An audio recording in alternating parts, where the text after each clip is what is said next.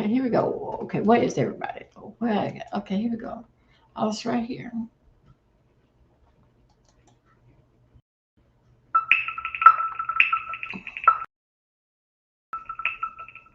Yeah, what's in there? Yeah, what's in there? Hey, how you doing? Good morning. All right, darling. How are you? What's up?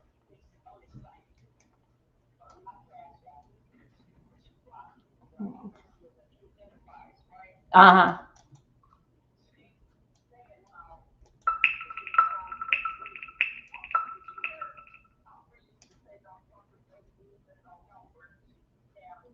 Yeah.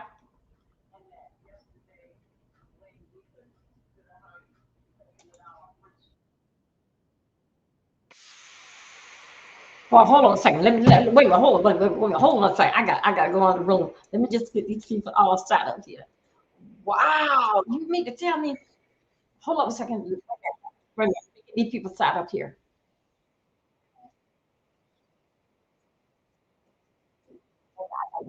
Set up here. No, no, no. Hold on. Law, Hold on. especially the principles enshrined in the United Nations Wait a Charter, minute. Hold on. including No. non-intervention, So that, respect for territorial integrity, and the prohibition of the use of force. This is mentioned in Article 2 of the United Nations Charter. These principles are, and they continue to be, the indispensable framework for the peaceful coexistence between nations. Panama also believes it's necessary to highlight that the situation Venezuela is facing is unfolding in an environment marked by the disregard for the will of its people, as well as by a sustained erosion of democratic institutions. In this regard, Panama reiterates that it does not and will not recognize the authoritarian and illegitimate regime that has held Venezuelan men and women hostage, plunged them into one of the gravest political, social, humanitarian, and security crises in our region. Unfortunately, we have witnessed how the situation has gradually deteriorated under the regime, especially over the last year, with increased systemic erosion of democracy, the hollowing out of institutions, and the rise of authoritarian and repressive practices, which have contributed to an unfortunate outcome and therefore cannot be ignored by the international community. In particular, it is essential to call for the unconditional release of persons detained for political reasons. Many of them have been deprived of their liberty merely for raising their voices in a context in which dissent is not tolerated. From this moment on, we must demand that all political prisoners that the regime continues to hold hostage, Venezuelans and foreigners alike, be released without delay. Their physical well-being and safety must be guaranteed. Likewise, freedom of expression and the unequivocal respect for human rights must be immediately ensured. In this context, Panama underscores that its position does not stem solely from a principled democratic solidarity, but also from direct impact. A Panamanian citizen, Mr. Olmedo Nunez, remains arbitrarily detained in Venezuela without formal charges, without due process, without full access to a defense, and without effective consular guarantees. Added to this is the human impact of a multidimensional crisis that has forced around 9 million Venezuelans, men and women, to leave their homes, compelled to live in displacement and vulnerability as a consequence of the institutional and social collapse generated by the regime. A crisis that has had significant regional repercussions, reflected both in the irregular migration flows from south to north of a significant number of Venezuelan nationals, as well as reverse migration movements, including also a lot of Venezuelans, the effects of which are felt particularly in countries of transit and destination that this affects, including Panama. And this has decisively contributed to illegal migration. In the face of this reality, Panama issues a clear and firm call for Venezuela's short-term future to be fully democratic. Power emanates from the people, and as stated by His Excellency, the President of the Republic of Panama, José Raúl Molino, the people, the true sovereign, have already spoken at the polls, granting an indisputable victory with 70% of the votes on July 28, 2024, to the opposition candidate, Mr. Edmundo González Urrutia, as well as to Maria Corina Machado, who was prevented by the regime from running despite having won the primary with 93% of the votes on October 22, 2023. Additionally, the popularity of both has increased in recent months, including among police and military sectors. The elected government has the teams and work programs ready to be implemented immediately, guaranteeing an orderly transition that provides the rule of law, respect for human rights, and confidence. In line with this commitment, Panama proudly safeguards the electoral records that reliably certify said victory as testimony to the inalienable right of the Venezuelan people to determine their own political destiny. Recognizing any authority other than that of the elected president would amount to legitimizing electoral fraud, normalizing authoritarianism and undermining the universal principle of free elections as the source of legitimacy. Likewise, any attempt to establish a permanent government headed by figures from the repressive apparatus, such as Delcy Rodriguez, would constitute continuity of the system and not a genuine transition. Any political solution must be peaceful, it must be democratic, and led by the Venezuelans, with the responsible assistance of the international community, including the United Nations and regional mechanisms such as the Organization of American States. Panama does not wish and would like to avoid a scenario in which Venezuela's reality simply evolves into a change from one crisis to another, one crisis replacing another. There can be no genuine transition with Madurismo if it remains, or if we have the same power structures preserved under new names. Any arrangement that keeps figures associated with the repressive apparatus at the center of governance would, in practice, constitute continuity of the system and not a real transition. Comparative experience shows that merely nominal transitions tend to prolong conflicts, intensify migratory flows, and perpetuate regional instability to the detriment of international peace and security. Panama will always stand in solidarity with an orderly and democratic transition process, anchored in the popular will already expressed at the polls on July 28, 2024, aimed at restoring democratic institutions through an interim period strictly limited in time, the sole purpose of which is to create the conditions necessary for the effective exercise of the Venezuelan people's right to self-determination. As a country that recovered its democracy, Panama can state clearly that there can be no peace without legitimacy, nor legitimacy without democracy, and that every democracy is ultimately based on respect for the popular will. Mr. President, Panama, due to our commitment to multilateralism and international law, in its capacity as member of the Security Council, will continue to contribute responsibly to collective efforts aimed at preserving peace, strengthening democracy, and supporting legitimate and sustainable solutions anchored in the sovereign will of peoples and respect for international law. Thank you very much. I thank the representative of Panama for the statement. Now give the floor to the representative of Latvia. Thank you, Mr. President.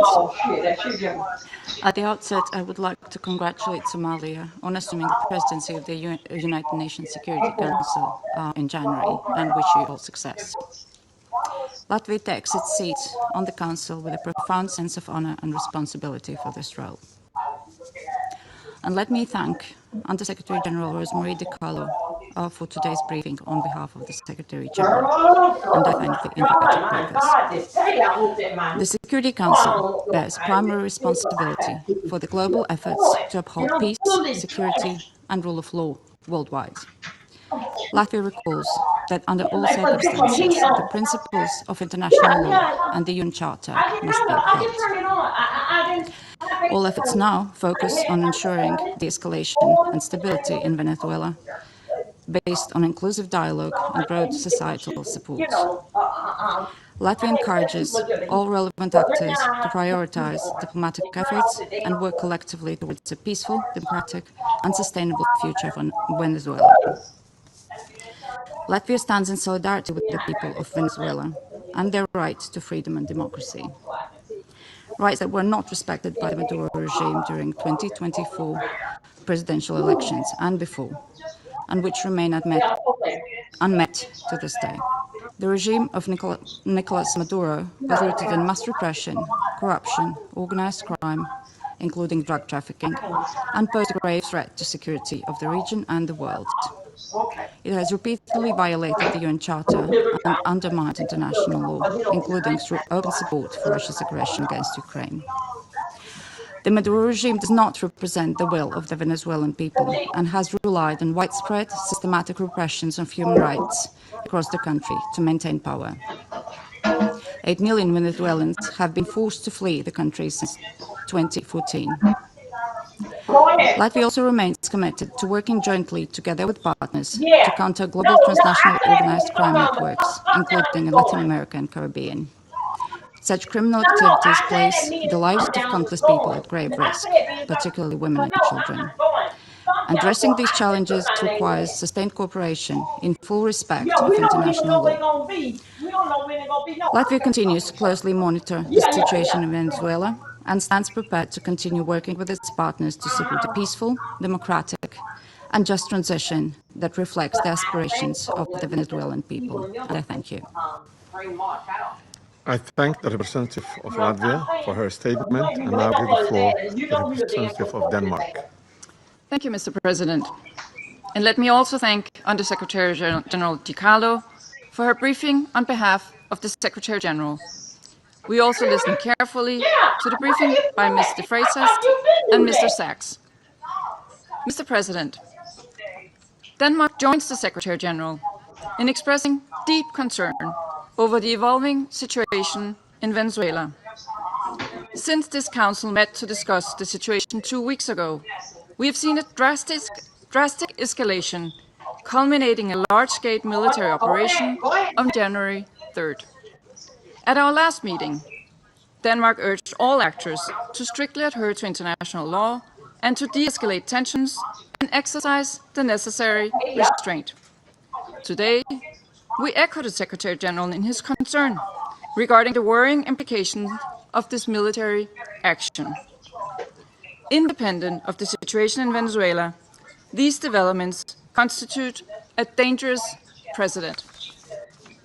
International law and the UN Charter, as a pillar of the international security architecture, must be respected by all states.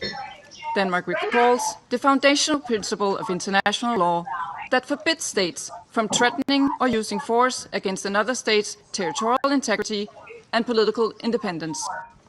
This imperative is enshrined in Article 2, Paragraph 4 of the UN Charter. Members of the UN Security Council have a special responsibility to uphold these principles. The principles of sovereignty, political independence, and territorial integrity must be respected. The inviolability of borders is not up for negotiation. These are universal, sacrosanct principles enshrined in international law. They apply everywhere. Mr. President, once again, Denmark calls on all parties to urgently de-escalate tensions that could threaten peace and stability in the region and beyond. International disputes should be settled by peaceful means, as stated in the UN Charter. We further call on all parties to exercise maximum restraint and to engage in dialogue and diplomacy. Denmark takes note of official statements from the United States government stating that the military operations are to combat drug trafficking and stem the illicit flow of illegal narcotics. Denmark shares the priority of combating organized crime and drug trafficking, while reiterating that counter-narcotic efforts, as all other efforts, must be conducted in strict accordance with international law, including the fundamental rules and principles of the UN Charter. Mr. President, against this backdrop, Denmark wishes to recall our solidarity with the people of Venezuela. Denmark does not recognize Nicolás Maduro as the legitimate president of Venezuela following the lack of transparency and integrity in the 2024 presidential elections, which failed to meet basic democratic standards. In Maduro's attempts to cling to power, his authoritarian regime grew increasingly oppressive. His regime bears responsibility for widespread and systematic violations of human rights against his fellow citizens, and he should be held accountable. The victims of the Maduro regime's alleged crimes against humanity have to be heard. The Venezuelan people have a right to democracy and self-determination exercised through peaceful, inclusive, and credible democratic processes, free from fear of political persecution, intimidation, or repression, external political interference. This includes the right of Venezuelans alone to determine their political, economic, and social future without coercion, pressure, or manipulation of external actors. No state should seek to influence political outcomes in Venezuela through the use of threat of force or through other means consistent with international law. Venezuela's future can be decided only by the Venezuelans. Call on all parties and stakeholders to come together for a negotiated and peaceful rule in a process led by and owned by Venezuelans. At this critical and uncertain time, it is imperative that all parties fully respect human rights and international law. Denmark is committed to supporting Venezuela and the aspirations of its people on its path to lasting political stability. I thank you. I thank the representative of Denmark for her statement, and now give the floor to the representative of the United Kingdom. Thank you, President. I congratulate Somalia on the assumption of the presidency of the Council for the Monday. And I thank briefers for their remarks. Colleagues, the Venezuelan people have suffered for years. This now meets at a pivotal moment for Venezuela's future. Maduro's actions created extreme levels of poverty, violent repression, and failing basic services. His regime's rule precipitated a displacement crisis affecting the whole region. The United Kingdom has long been clear that Maduro's claim to power was fraudulent. To date, Venezuela's National Electoral Council has failed to publish the full results of the July 2020 2024 presidential elections, and independent domestic and international reports also observed significant irregularities and a lack of transparency. President, the United States wants to see a safe and peaceful transition to a legitimate government that reflects the will of the Venezuelan people. They deserve a government which reflects their vote at the ballot box and delivers a more stable, prosperous future for all Venezuelans. Finally, President, the United Kingdom reaffirms its commitment to international law and the principles in the Charter of the United Nations. These foundations are essential for maintaining global security and the rule of law. Thank you. I thank the United Kingdom for his statement and now give the floor to the representative of France. Thank you, Mr. President. First and foremost, I wish to congratulate you upon your presidency of the Security Council of January. I also wish to thank Madam Rosemary DiCarlo for reading to us the information from the Secretary General of the United Nations on the recent developments which have taken place in Venezuela. Mr. President, France has continued to stand in solidarity with the Venezuelan people as they face the crisis that has been for far too many years, specifically, and in particular, since the summer of 2024. On the 20th of July, 2020, the Venezuelan people exercised right to a vote peacefully in order to shape the future of their country. Their right to choose their leaders, nonetheless, has been stripped away by Nicolas Maduro.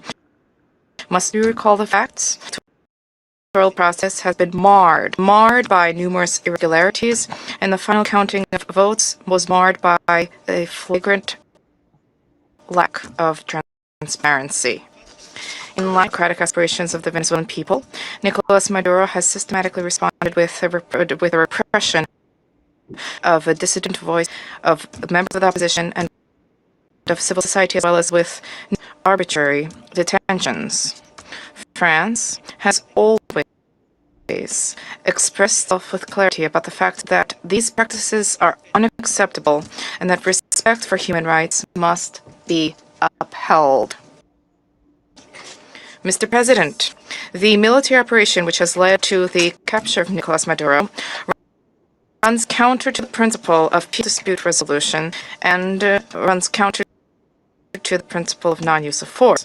The proliferation of violations of the Charter of the United Nations and a violation of international law by states vested with responsibility as permanent members of the Security Council chips away at the very foundation of international order. Contravening the principles of the Charter, principle of respect for independence and territoriality of states, undermines the foundation of the United States and weakens international peace and security. France remains faithful and committed to respect for the United Nations and of the principle of peaceful dispute resolution. We have an obligation to uphold these principles at all times and in all places. Respect for these principles is indispensable. Mr. President, France wishes to reiterate our respect for the will of the Venezuelan people. The transition is current. Oh, hold on a second. I'm sorry, you guys. Wait a minute. Yeah, I got to go back and get that one now. Hold up. How you doing? Thank you for coming in, you guys. This is basic. Is breaking news. What is going on, you guys? I'm so glad that this here is okay. Let me see. Let me get that. This is basically what all the countries are basically is talking about. Didn't they? With let me see. Could I get back there real quick? I ain't gonna smash that button no more. Hold up one second. Hold up, let me go. This is basically what is going on. Let me get up. Why did I press let me go back to okay, here we go. Okay, here we go. And you know, it is a great thing that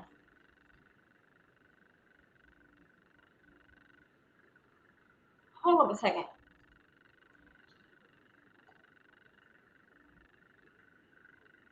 Wait a minute, hold on, you guys. Wait a minute. I gotta get it right. I gotta get it where that we can understand it.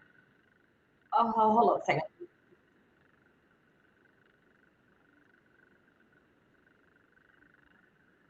Okay, yeah. Hold on. Stop sharing. Oh, I don't want to stop sharing.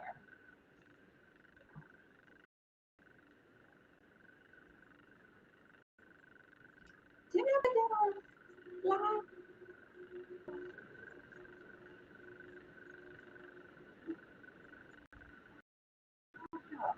So we all in here. I feel like I don't follow right now. What the hell I Secretary don't General get now. for all stakeholders in Venezuela to engage in inclusive dialogue, which guarantees respect for international Y'all give me a law minute. I think so. I got us right. to I got us ease right. tensions, to preserve regional stability, and to avoid any potential adverse repercussions for security and stability in the region. The Kingdom of Bahrain also extends for efforts undertaken at the regional and international levels in order to reduce tensions and to enhance diplomatic means in order to provide for international peace and security. The Kingdom stresses the promotion of international cooperation in order to support all regional and international efforts which are geared towards combating international organized crime, trafficking in drugs, as well as scourges which are related to this. This undermines the stability of society, this undermines achievement of sustainable development. Therefore, these issues need to be dealt with in accordance with international relevant convention.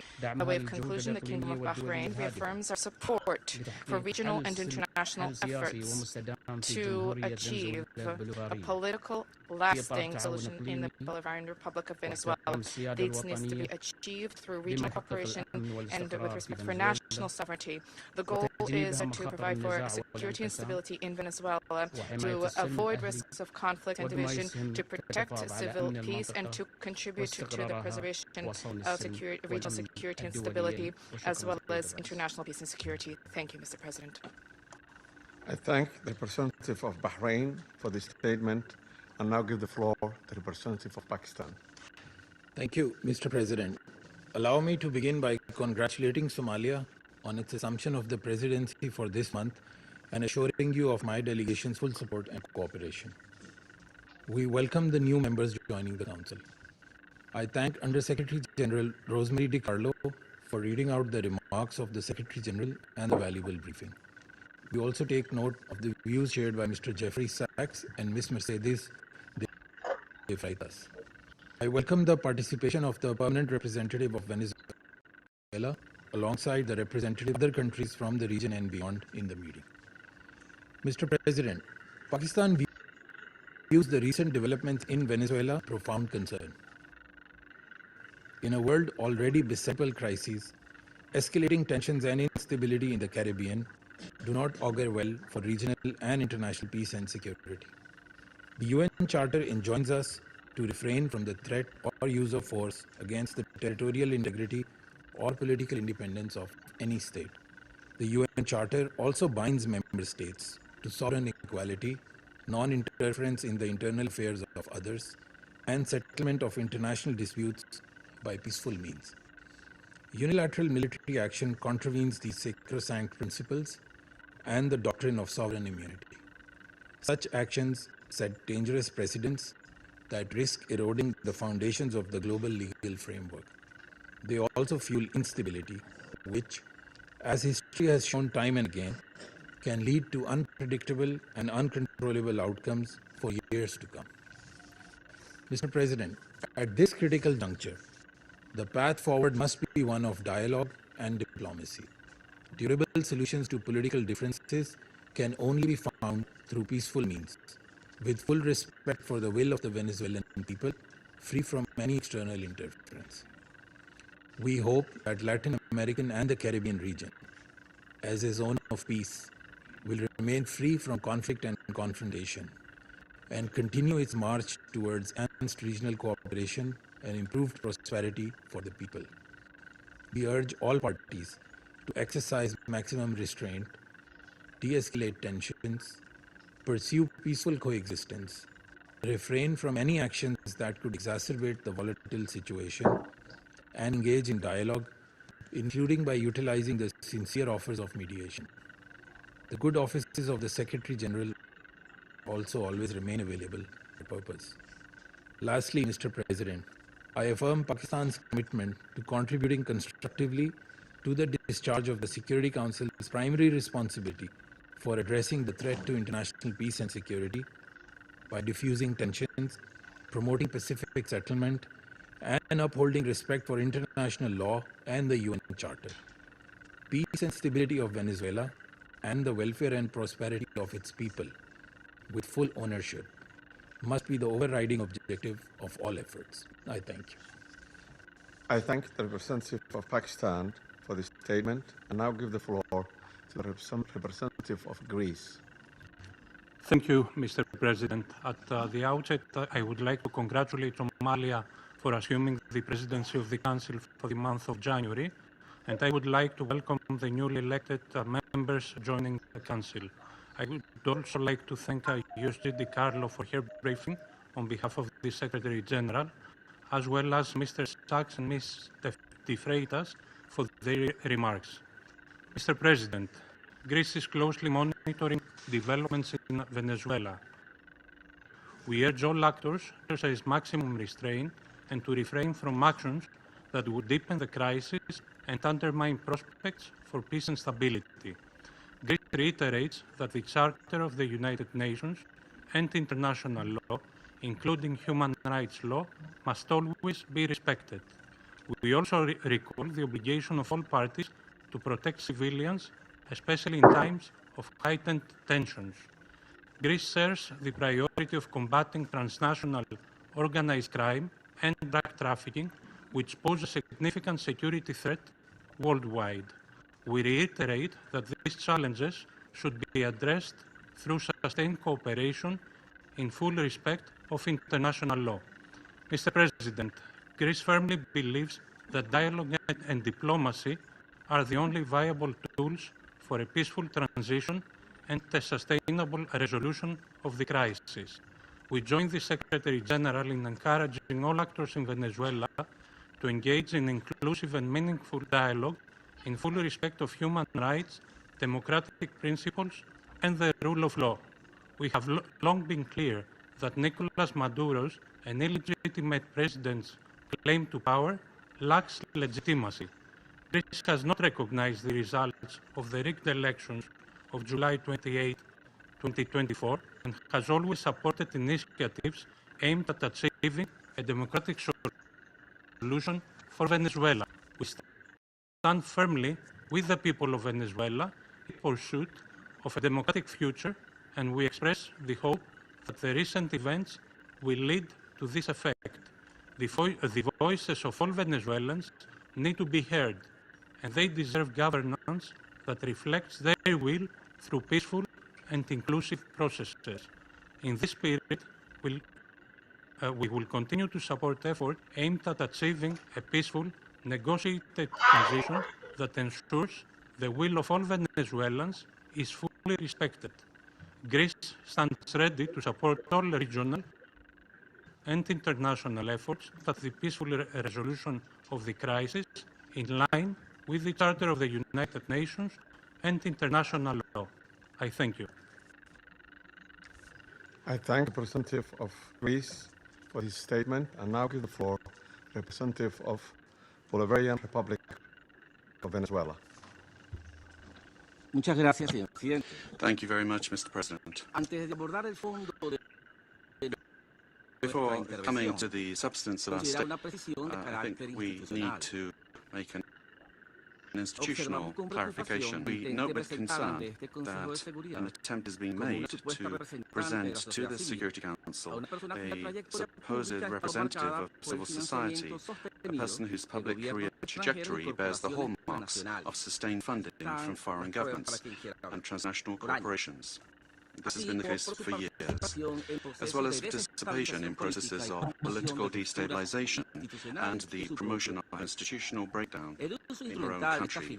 The instrumental use of this person to legitimize narratives of confrontation, justify the use of force, or minimize violations of international law does not contribute in any way to the purposes of this Council or to the strengthening of multilateral. On the contrary, it erodes the credibility of the debates and distorts Security Council's mandate entrusted with the maintenance of international peace and security. Mr. President, on January 3rd, 2026 is a day of profound historical significance, not only for Venezuela, but for the international system as a whole. On that day, the Bolivarian Republic of Venezuela was the target of an illegitimate armed attack, lacking any legal justification by the government of the United States of America, which included bombing of our territory, the loss of civilian and military lives, the destruction of civilian essential infrastructure, and the kidnapping of the constitutional president of the Republic, Nicolas Maduro Moros, and the First Lady Celia Flores. Venezuela comes before this Council today with a deep conviction that international can only be sustained if international law is respected without exception, without double standards, and without selective interpretations. The events of January 3rd constitute a flagrant violation of the UN Charter, perpetrated by the US government, in particular the violation of the principle of sovereign equality of states, of the absolute prohibition of the threat of use of force against the territorial integrity or political independence of any state, as enshrined in Article paragraph 4, and a violation of the duty to settle disputes by peaceful means. Similarly, these acts also seriously violate the Geneva Conventions and its protocols, as indiscriminate attacks were carried out against the civilian population and assets. International human rights law has also been violated, particularly the right to life, personal integrity and security. Of particular seriousness is the kidnapping of the President of the Republic by the government of the United States of America, which constitutes a direct violation of an essential norm of the international legal order, namely the personal immunity of heads of state in office. This immunity is not an individual privilege. It is an institutional guarantee that the sovereignty of states and the stability of the international system. Its disregard not only affects Venezuela, but also sets an extremely dangerous precedent for all states represented in this chamber, regardless of their power or alliances. Mr. President, General Assembly Resolution 3314 clearly defines as an act of aggression the bombing of the territory of one state by the hands of another state, as well as the invasion or occupation, even without formal annexation. The events we are denouncing here unequivocally fit this definition. In 2004, the International Court of Justice affirmed that occupation exists when a state exercises effective control, even without formal annexation or the continuous presence of troops. Security Council Resolution 242, for its part, emphasizes that the acquisition of territory by force is inadmissible, while General Assembly Resolution 2625 establishes that the territory of a state shall not be subject to military occupation as a result of the use of force in contravention of the UN Charter. Allowing such acts to go without an effective answer would amount normalizing the replacement of law by might, while eroding the very foundations of the collective security system. Today, it is not only Venezuela's sovereignty that is at stake, the credibility of international law, the authority of this organization, and the validity of the principle that no state can set itself up as the judge, party, and executor of the world order are also at stake. Mr. President, we cannot ignore a central element of this U.S. aggression. Venezuela is the victim of these attacks because of its natural resources. Our country's oil, energy, strategic resources, and geopolitical position have historically been factors of greed and external pressure.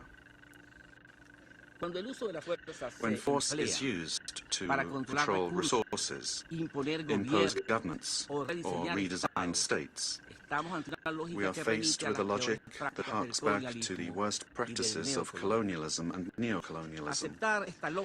Accepting such a logic would mean to open the door to a deeply unstable world in which countries with greater military capacities can decide by force the political and economic destinies of other states.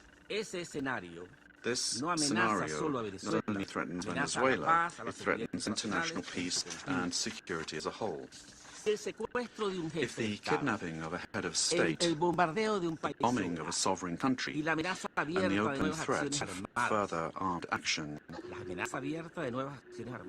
are tolerated or downplayed, the message sent to the world is a devastating one, namely that the law is optional and that force is the true arbiter of international relations. Venezuela firmly believes in diplomacy, dialogue, and peaceful coexistence among nations. That has always been our historical position, and it remains so today, even in the face of an aggression of this magnitude. It is precisely that commitment to peace, the one that was violated on the 3rd of January. Therefore, Venezuela urges the Security Council to fully assume its responsibility and to act in accordance with the mandate conferred upon it by the Charter of the United Nations. In that regard, we request A, that the government of the United States of America be demanded to fully respect the immunities of President Nicolas Maduro and First Lady Celia Flores, as well as their immediate release and safe return to Venezuela. 2, that the use of force against the Bolivarian Republic of Venezuela be clearly and unequivocally condemned.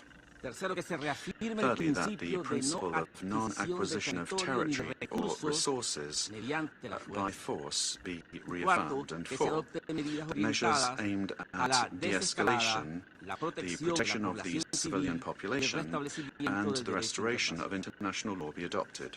Mr. President, in spite of the seriousness of the events, Venezuela would like to inform this body and the international community that its institutions are functioning normally, that constitutional order has been preserved, and that the state exercises effective control over all of its territory.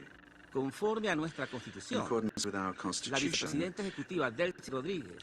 Executive Vice President Delcy Rodriguez is being sworn in as acting President of the Republic, by guaranteeing institutional continuity, stability, and internal. We wish to convey a message of serenity, confidence, and hope to the Venezuelan people. Venezuela is a nation that believes in peace, work, and dignity. Our commitment is to diplomacy and law, and the law is firm and unwavering. We defend our sovereignty without renouncing our values. We bet on dialogue without accepting imposition. We believe in a future of coexistence, development, and mutual respect among nations. We trust that the Security Council will rise to the historic moment facing humanity and choose the path of legality, collective responsibility, and peace. Thank you very much, Mr. President. I thank the representative of the Bolivarian Republic of Venezuela and now give the floor to the representative of Argentina. Buenos días y muchas gracias. Good morning. Thank you very much, Mr. President. Mr. President, the government of the Argentine Republic values the decision and determination demonstrated by the President of the United States of America and by his government in the recent actions taken in Venezuela that resulted in the capture of the dictator Nicolas Maduro, leader of the Cartel of the Suns, declared a terrorist organization by Argentina in 2025, the same year year in which Argentina was the Trendiaragua, a terrorist organization. The Argentine Republic trusts that these events represent a decisive step forward against narco-terrorism that affects the region and at the same time open the Venezuelan people to fully recover democracy, the rule of law, and respect for human rights in accordance with the principles of international law, and put an end to the oppression exercised for years by the authoritarian regime that plunged Venezuelan people into poverty and forced 8 million Venezuelans to have to flee their country. Mr. President, the illegitimate regime of Nicolas Maduro has not only constituted a direct threat to Venezuelan citizens through the systematic violation of human rights, the appropriation of the country's resources, and the destruction of democratic institutions, but also to the entire region by leading and exporting its networks of drug trafficking and organized crime. Since the inauguration of President Javier Argentina has been clear and consistent in its position regarding this situation. We have unequivocally denounced the lack of freedoms and the serious human rights violations, and we have actively contributed with determination and responsibility to international efforts aimed at the return of democracy in Venezuela. In March 2024, when others opted for inaction or ambiguity, Argentina granted diplomatic asylum to 6 Venezuelan opposition leaders, assuming an enormous child representation in Caracas. Subsequently, after denouncing the fraudulent nature of the result announced in the 28 July 2024 elections, and recognizing Edmundo González Urrutia as president-elect, Argentina was expelled from Venezuela. Our embassy, where the asylum seekers remained, was subject to a permanent siege. Despite these pressures, the Argentine Republic maintained its unwavering conviction to continue denouncing the situation in Venezuela and to act in every available international forum so that Venezuela could once again embrace freedom and democracy. Mr. President, this is not the first time that Argentina has addressed the Security Council regarding the situation in Venezuela. On the 23rd of this month, we expressed our deep concern over institutional and humanitarian deteriorating situation, noting the effects of the illegitimate Nicolas Maduro transcended the domestic sphere and negatively affected regional stability, constituting a concrete threat to hemispheric security. In the same vein, President Milei stated at the Mercosur summit that Argentina welcomed the pressure from the United States aimed at freeing the Venezuelan people. Today, the international community faces a new scenario that poses a dual challenge: to support genuine democratic transition in Venezuela and to contribute to the lasting restoration of peace and security in our region. Faced with both challenges, the Argentine Republic stands ready and willing to cooperate.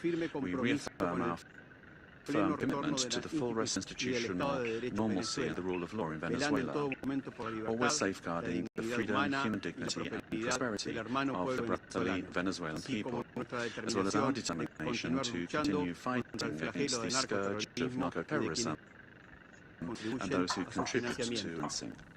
The process that begins today requires the firm and coordinated commitment of those countries accompanying the Venezuelan people in the struggle, so that they can leave behind more than 2 decades of political, humanitarian, and social crisis, and can finally be reunited with freedom, democracy, respect for human rights, and economic prosperity. Mr. President, the Argentine Republic requests that the authorities responsible for administering the transition in Venezuela contribute to the immediate release of the Argentine citizen who has been considered enforced disappearance since the 8th of December 2024, in clear violation of his human rights, and that his prompt and safe return to country be guaranteed. Thank you. I thank the representative of Argentina and now give the floor to the representative of Chile. Thank you, Mr. President. Chile would like to thank Somalia for convening this informational briefing under the item Threshold Peace and Security. We'd also thank Madam Rosemary DiCarlo, USG for Political and Peace-Building Affairs, as well as the briefings from Mr. Jeffrey Sachs and Ms. Mercedes de Freitas. President, Chile would like to express our deep concern and firm condemnation of the unilateral military action taken by the United States in the territory of the Bolivarian Republic of Venezuela. We also reiterate constantly our firm commitment to respect for international law, sovereignty and territorial integrity of states, and the peaceful settlement of the prohibition of the threat or the use of the threat of force, and full respect for human rights. These affirmations are accepted by the majority, and they must maintain their importance in order to preserve international security. We said this on the 23rd of December when we took the floor, and we reiterate this today. Chile does not recognize the Maduro regime, but serious violations of human rights faced by Venezuela do not have a military solution. They can only be addressed through peaceful, gradual and inclusive measures that will take into account the legitimate aspirations of the Venezuelan people. Respect for international law does not allow for exceptions, including when it comes to addressing illegitimacy of a president. Problems must always be solved within the normative framework that we have provided for ourselves as nations. The future of Venezuela must include free elections, citizen participation, and international assistance, and not with actions that could create dangerous precedents or escalate tensions in the region with serious consequences for the population. Chile, as a witness of history and based on our own experience of the loss of democracy, where there was foreign interference that caused extreme damage and pain for the Chilean people, were able to recover our democracy through a transitional process that was carried out with the assistance of the international community, the strength of organized citizens, and through our institutions. Mr. President, Chile would like also to underscore the urgent need to continue with coordinated efforts multilaterally to address transnational organized crime, and we're convinced that Latin America and the Caribbean must continue to be a zone of peace, because that zone of peace not only serves Latin America, but the entire world. An armed conflict will have devastating humanitarian consequences in Venezuela and in the region. It will worsen the suffering of the civilian population and worsen even further the displacement, insecurity and vulnerability aspects of the situation.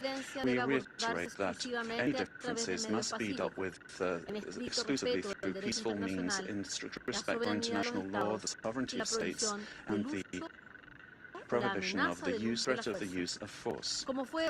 As was recently indicated by the heads of state of Brazil, Chile, Mexico, Uruguayans, we express our concern with regard to any attempt to control government administration or foreign ownership of strategic assets. This would be against international law and would threaten the political, economic and social stability of the region. Mr. President, given this complex scenario, Chile welcomes the role that could be played by multilateral fora. Here, particularly, would refer to the role of the United Nations, and particularly the role that could be played by the Secretary General and by this Council, with the consent of the parties involved to contribute to de-escalating situations, searching an understanding that would favour a peaceful and lasting exit to the crisis.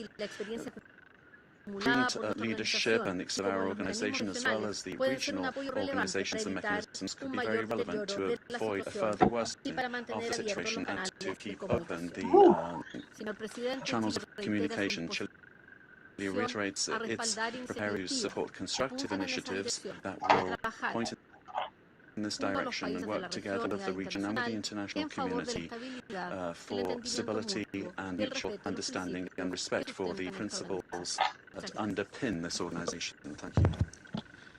I thank the representative of Chile for the statement, and now give the floor to representatives of Brazil. Mr. President, we'd like to thank Somalia for convening this emergency session of the Security Council. Brazil categorically, firmly rejects the armed intervention in Venezuelan territory in flagrant violation of the Charter of the United Nations and international law. The bombings on Venezuelan territory and the capture of its president cross an unacceptable line. These acts constitute a very serious affront to the sovereignty of Venezuela and set an extremely dangerous precedent for the entire international community. The Charter of the United Nations establishes as a pillar of the international order the prohibition of the use of force against territorial integrity or political independence of any state, except in circumstances strictly provided for therein.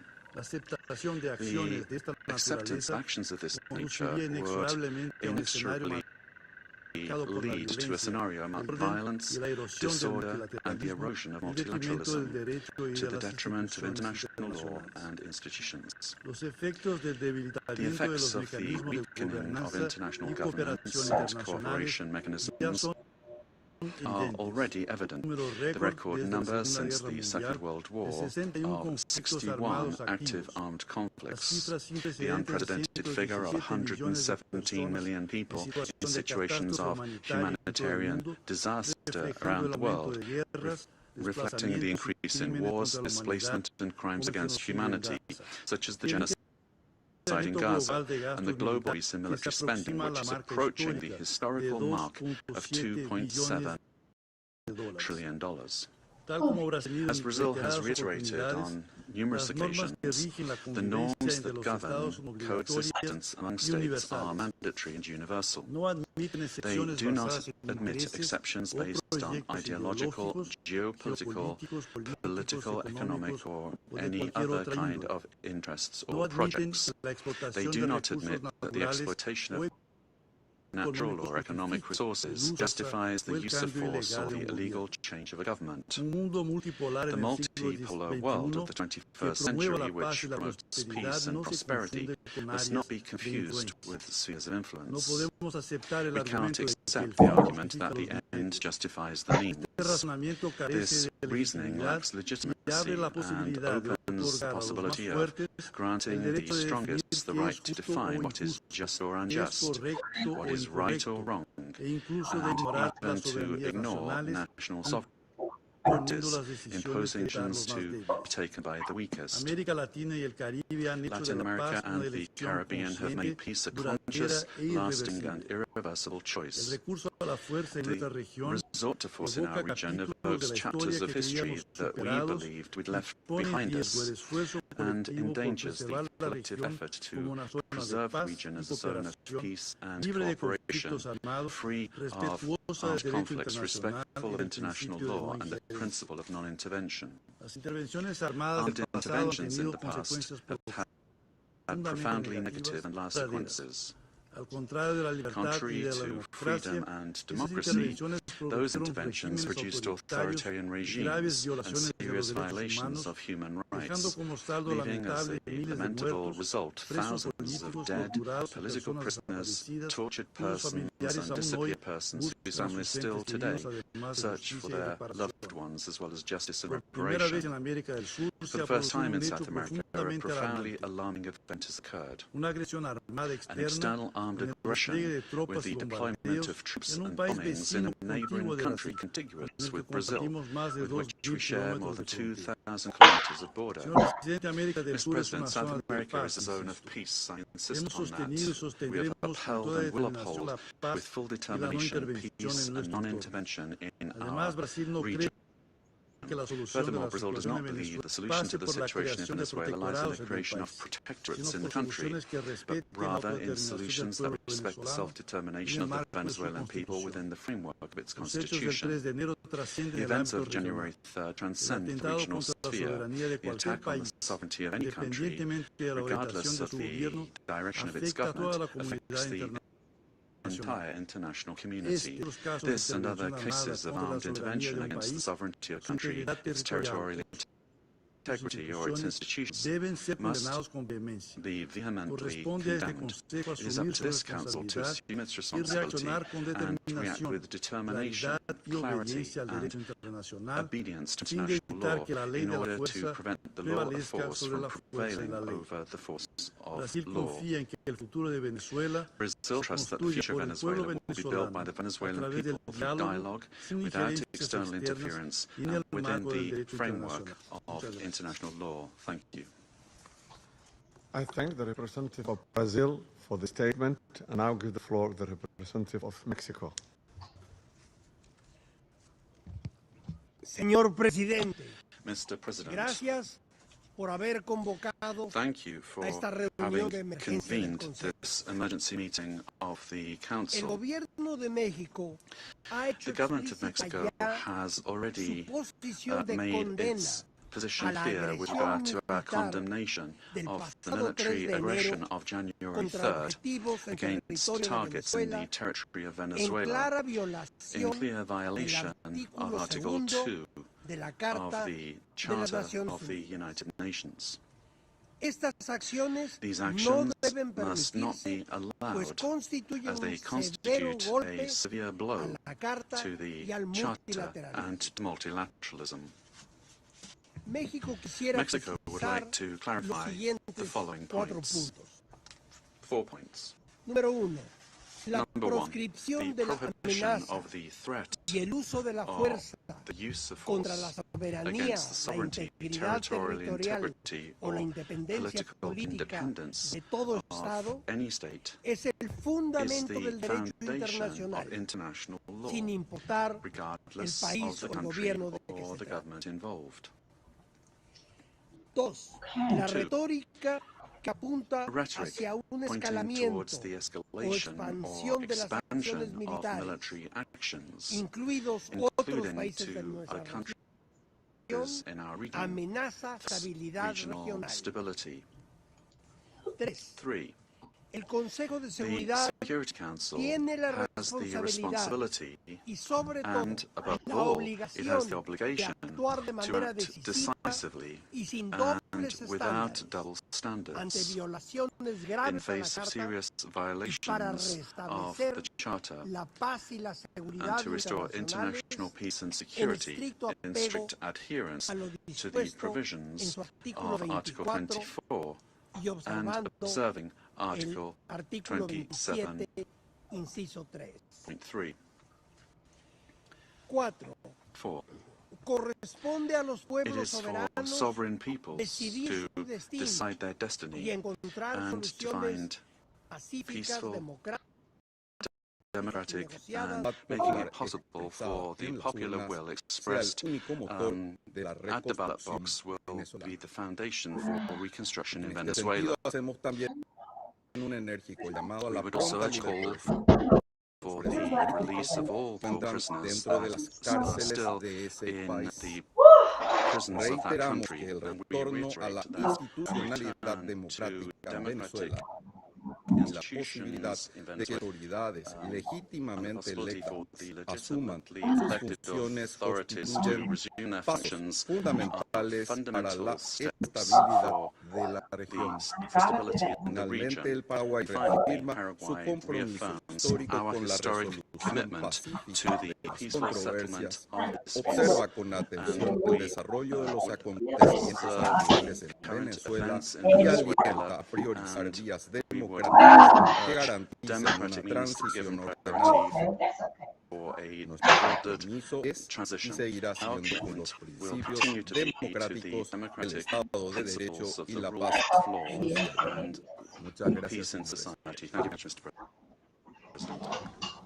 I thank the representative of Paraguay for his statement, and now give the floor to the representative of Cuba.